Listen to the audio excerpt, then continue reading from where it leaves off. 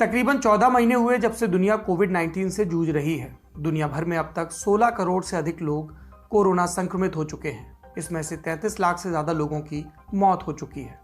Covid cases के मामलों में भारत फिलहाल दूसरे नंबर पर है। इतना लंबा वक्त बीत गया, इतनी तबाही हुई, इसके बावजूद कोविड-19 से जुड़ा सबसे बुनियादी सवाल आज तक हल नहीं हो पाया। सवाल ये कि ये वायरस इंसानों तक पहुंचा कैसे? क्या ये कोई कुदरती आपदा है या फिर प्रकृति से हुई किसी छेड़छाड़ का नतीजा? इन्हीं सवालों से जुड़ा एक पहलू है लैब लीक थ्योरी। क्या कोविड-19 वायरस किसी लैब से लीक हुआ? और सपाट लहजे से कहें तो क्या चीन ने अपनी लैब में ये वायरस बनाया? ये थ्योरी आप पहले भी सुन चुके होंगे। 2020 के पूरे साल कोविड से जुड़ी कई कंस्पिरेसी थ्योरीज सर्कुलेट हो रही थी। ये लैब लीक थ्योरी उनमें से एक थी। ये ट्रंप जैसे कंस्पिरेसिस्ट रुझान वाले लीडर्स की भी फेवरेट थ्योरी थी। वो इसके दम पर अपनी नाकामियों का ठीकरा चीन पर फोड़ना चाहते थे। ट्रंप कोविड से जुड़े कई और अनाप शनाप दावे भी कर रहे थे। ऐसे में तर्कशील बिरादरी को लगा कि ये थ्योरी कोरी अफवाह है। वैज्ञानिक बिरादरी ने भी इस पर आपत्ति जताई। लेकिन अब एक बार फिर ये मुद्दा वापस लौट रहा है। साइंटिस्ट कम्युनिटी का कहना है कि इस थ्योरी को नकारा नहीं जा सकता, इस पर जांच होनी चाहिए। सवाल उठ रहा है कि क्या ट्रंप जैसे साजिश की थ्योरी देने वालों के चलते इस वाजिब आशंका की गंभीरता खत्म हो गई? इससे जुड़ी साइंटिफिक डिबेट और जांच पटरी से उतर गई? क्या है लैब लीक थ्योरी से जुड़े तर्क? क्या सच में इसका कोई आधार है?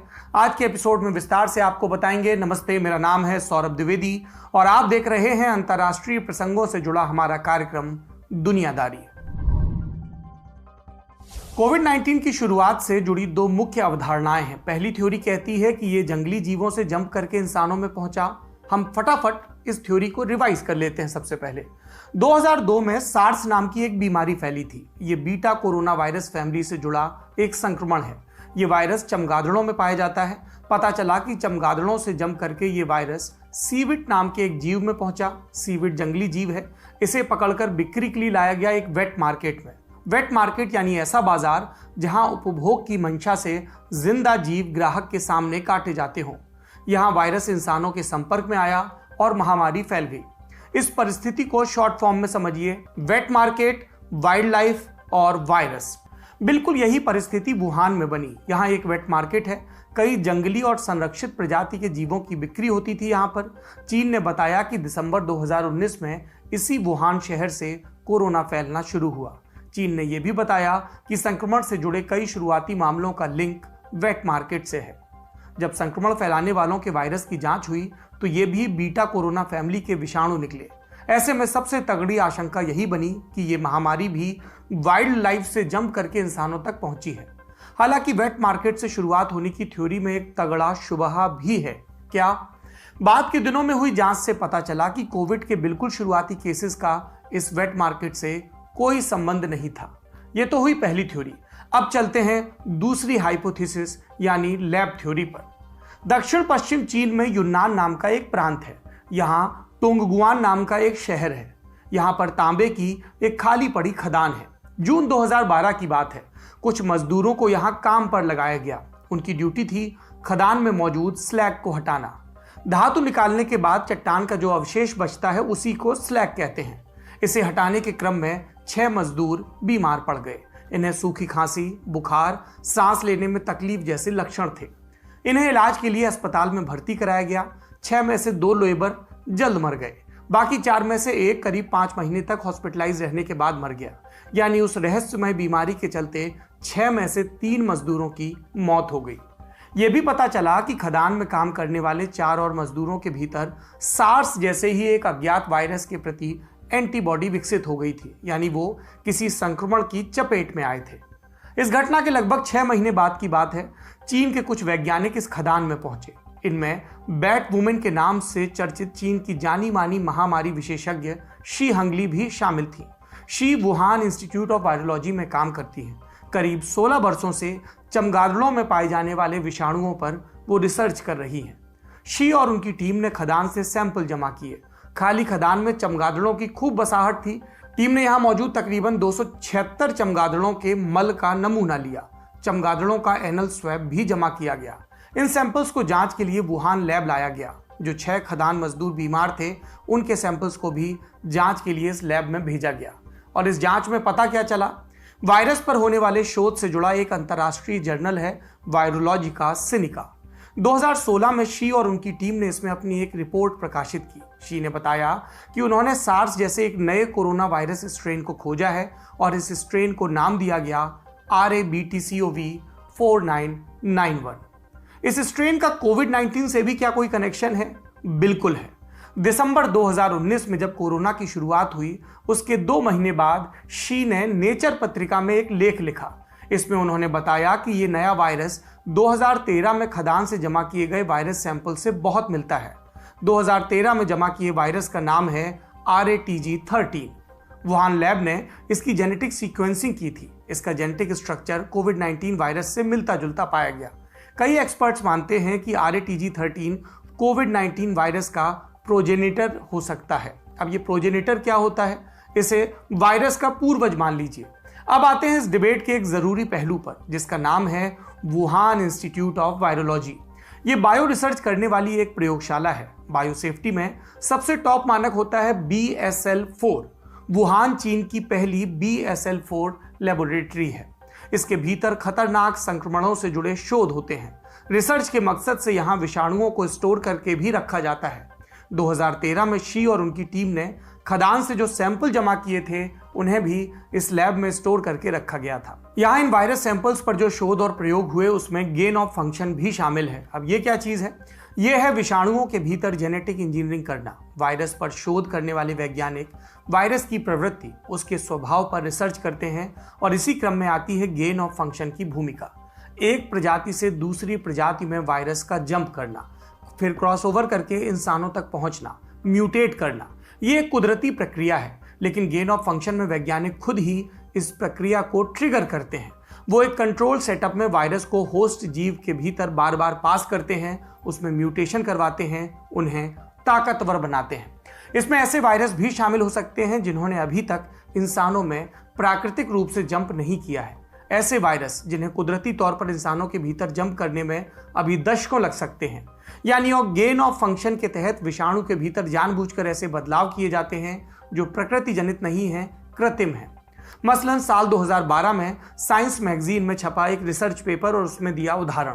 इसमें इन्फ्लुएंजा वायरस के एयरबॉर्न ट्रांसमिशन को लेकर फेरेट नाम के जीवों में प्रयोग किया गया। इसके लिए साइंटिस्ट ने एक इन्फ्लुएंजा वायरस को मॉडिफाई किया, फिर फेरेट्स को बार बार उनसे संक्रमित करवाया। कई बार म्यूटेट होने के बाद वायरस की एक ऐसी स्ट्रेन तैयार हुई जो हवा के मार्फत फेरेट्स में संक्रमण फैला सकती थी। वायरस की ये नई स्ट्रेन ऐसी थी जिस पर कई मौजूदा एंटीवायरल दवाएं बेअसर थी।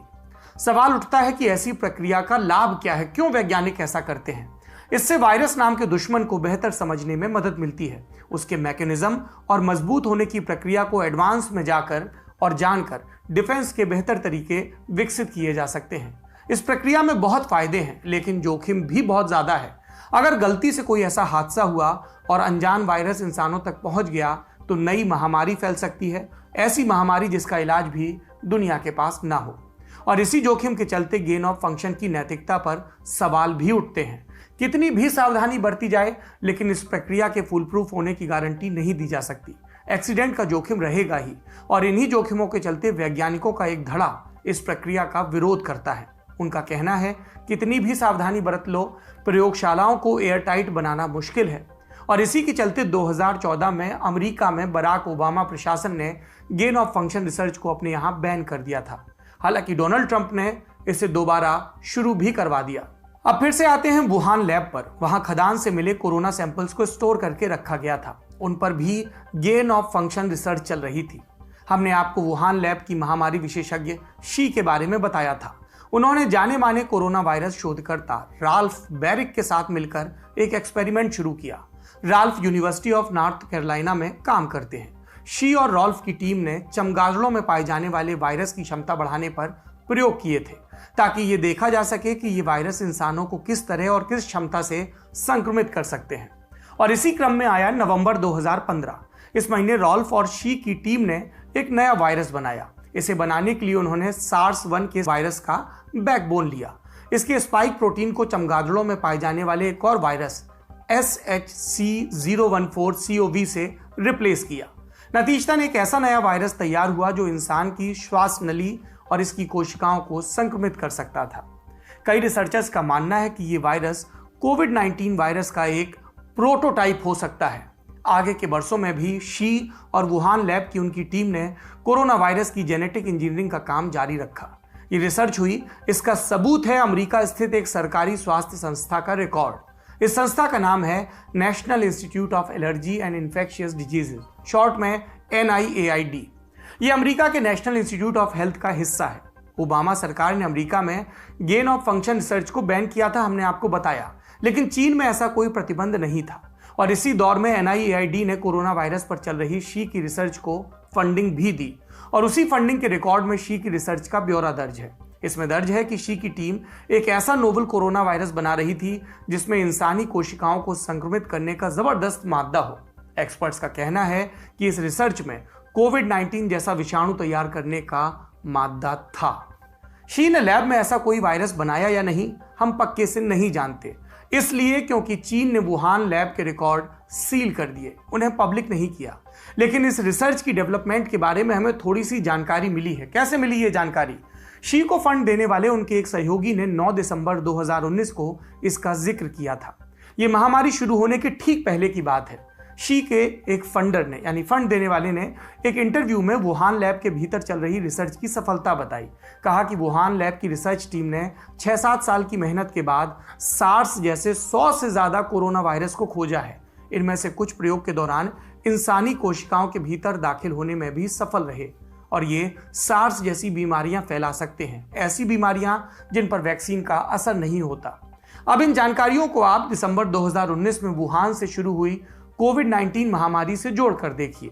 आशंका मजबूत हो जाती है कि ये थ्योरी सही है और इन्हीं जानकारियों के संदर्भ में कई वैज्ञानिक एक्सीडेंटल लैब लीकेज की आशंका जता रहे हैं। उनका कहना है कि यह आशंका इतनी निराधार नहीं कि इसे खारिज कर दिया जाए। यहां पर एक जरूरी बात और याद रखनी चाहिए। साइंटिस्ट कम्युनिटी लैब से हुए एक्सीडेंटल लीकेज की आशंका पर बात कर रही थी, लेकिन एक समानांतर अफवाह यह चल पड़ी कि चीन ने सोची समझी साजिश के तहत प्रयोगशाला के भीतर यह वायरस बनाया, जबकि साइंटिस्ट कम्युनिटी कह रही थी कि यह जैविक हथियार नहीं था। लेकिन ट्रंप जैसे लीडर्स ने कंस्पिरेसी को बढ़ावा दिया। दुनिया के आगे कोविड-19 से जुड़ी अफवाहों से निपटने की चुनौती थी। ऐसे में साइंटिस्ट कम्युनिटी का एक धड़ा सामने आया और उन्होंने लैब लीकेज की आशंका को खारिज कर दिया, अफवाह बताया इसे। इसमें मशहूर साइंस जर्नल लैंसेट में छपे फरवरी 2020 के एक आर्टिकल की खूब चर्चा होती है। इसमें महामारी विशेषज्ञों के एक ग्रुप ने लिखा कि कोविड-19 वाइल्ड लाइफ से शुरू हुआ, इसकी प्राकृतिक शुरुआत को नकारने वाली तमाम थ्योरीज की हम निंदा करते हैं। लेकिन क्या लैंसेट में छपे इस आर्टिकल के तर्क सटीक थे? साइंटिस्ट कम्युनिटी के ही कई लोग अब इस पर सवाल उठाते हैं। उनका कहना है कि फरवरी 2020 महामारी का शुरुआती दौर था, तब बहुत सीमित जानकारी थी वैज्ञानिकों के पास। ऐसे में बिना पर्याप्त रिसर्च के एक्सीडेंटल लैब लीकेज की आशंका को नकारना गलत था। लैंसेट के उस आर्टिकल पर एक और विवाद है। इस आर्टिकल को लिखने वाले ग्रुप के अगुवा थे पीटर दासजॉक। वो न्यूयॉर्क स्थित इको हेल्थ अलायंस के प्रेसिडेंट हैं। दी बुलेटिन ORG की एक रिपोर्ट के मुताबिक पीटर के संगठन का वुहान लैब से सीधा कनेक्शन है। वुहान लैब में शी के नेतृत्व में कोरोना वायरस पर जो रिसर्च चल रही थी, उसे फंड देने वालों में पीटर का संगठन भी शामिल था। हमने आपको शी के एक फंडर द्वारा 9 दिसंबर 2019 को दिए इंटरव्यू की बात बताई थी, जिसमें उस फंडर ने रिसर्च की सफलता पर बात की थी। ये व्यक्ति और कोई नहीं, खुद पीटर दासजॉक थे। ऐसे में उनका लिखा आर्टिकल सीधे सीधे कन्फ्लिक्ट ऑफ इंटरेस्ट का मामला बनता है। पीटर ने अपने आर्टिकल में वुहान लैब के साथ अपने कनेक्शन का खुलासा भी नहीं किया, जबकि नैतिकता और प्रोफेशनलिज्म का तकाजा यह था कि वो पाठकों को ये जानकारी भी दें। ऐसे में सोचिए, अगर लैब लीक वाली थ्योरी सही साबित हुई तो पीटर पर भी सवाल उठते। तो क्या इसीलिए वो लैब लीक की आशंका को नकार कर अपना भी बचाव कर रहे थे? पीटर खुद एक महामारी विशेषज्ञ हैं। वो उस धड़े का हिस्सा हैं जो गेन ऑफ फंक्शन रिसर्च का पक्ष लेती है। भविष्य की महामारियों से निपटने के लिए प्राकृतिक प्रक्रिया में छेड़खानी करके नए और ताकतवर वायरस ये गुट तैयार करते हैं। पीटर जैसे साइंटिस्ट इसे सुरक्षित प्रक्रिया बताते हैं, जबकि तमाम साक्ष्य हैं जो इस प्रक्रिया के दौरान दुर्घटना होने की आशंका जताते हैं। अगर ये बात साबित हो गई कि कोविड-19 भी एक्सीडेंटल लैब लीकेज से फैला, तो गेन ऑफ फंक्शन के सपोर्टर्स को बड़ा झटका लगेगा। जो भी हो, कोविड-19 के नेचुरल ओरिजिन की थ्योरी दुनिया में हावी हो गई थी। कंस्पिरेसिस्ट की निराधार बातों के चलते लैब लीकेज वाली थ्योरी सस्ती अफवाह जैसी लगने लगी। लेकिन फिर फरवरी 2021 में एक बार फिर इस थ्योरी ने सर उठाना शुरू किया। और वजह क्या थी? लंबे इंतजार के बाद WHO की एक टीम को वायरस के शुरुआत की जांच के लिए वुहान जाने का मौका मिला। चीन ने इस टीम के कामकाज में बहुत बाधा पहुंचाई। ऐलान किया गया कि लैब थ्योरी में कोई दम नहीं मिला, लेकिन इस टीम के कुछ सदस्यों ने लौटकर कहा कि लैब लीकेज एक वजह हो सकती है। इस धड़े में शामिल हैं ऑस्ट्रेलिया के प्रोफेसर डोमिनिक ड्वायर। वो वुहान गई WHO टीम का हिस्सा थे। उन्होंने लौटकर कहा कि लैब की भूमिका को पूरी तरह खारिज नहीं किया जा सकता और ये भी कहा कि एक्सीडेंटल लीकेज की बात सच हो सकती है। इस पक्ष के वैज्ञानिक मानते हैं कि लैब लीक की थ्योरी और कंस्पिरेसी थ्योरी में एक बुनियादी अंतर है। कंस्पिरेसी साइड इसे जानबूझकर किया गया लीकेज कहती है, जबकि होना यह चाहिए कि लैब लीकेज की आशंका को एक्सीडेंटल मानकर जांच हो, वो भी किसी स्वतंत्र संस्था के द्वारा, वैज्ञानिकों के एक स्वतंत्र दल के द्वारा। यहां स्वतंत्र पर जोर देने का कारण चीन है।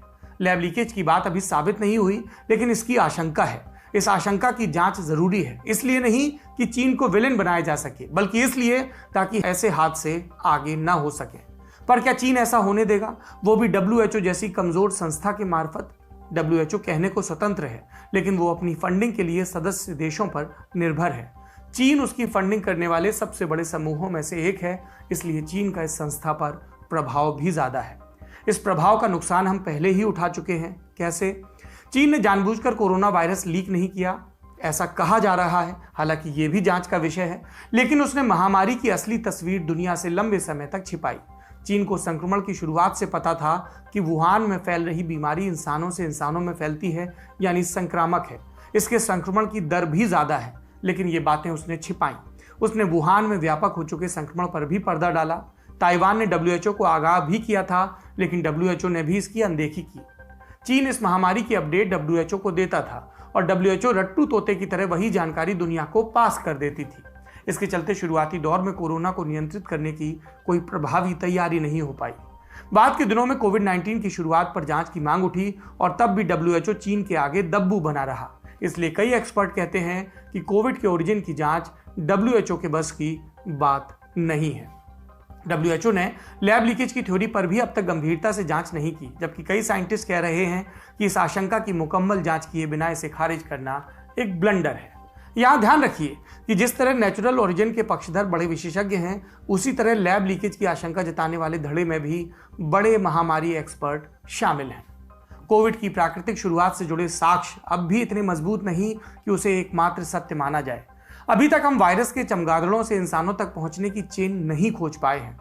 ये स्पिल ओवर कैसे हुआ, कौन सा जीव इसका माध्यम बना, वायरस वुहान कैसे पहुंचा, ये जरूरी सवाल अनसुलझे हैं।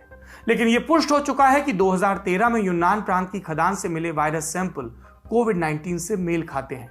अगर कोविड-19 की शुरुआत प्राकृतिक कारणों के चलते हुई तो इसे सबसे पहले यूनान प्रांत में फैलना चाहिए था, लेकिन यह फैलना कहां शुरू हुआ? यूनान से लगभग 1500 किलोमीटर दूर वुहान में, वही शहर जहां की लैब में कोरोना वायरस को मजबूत बनाने के खतरनाक प्रयोग हो रहे थे।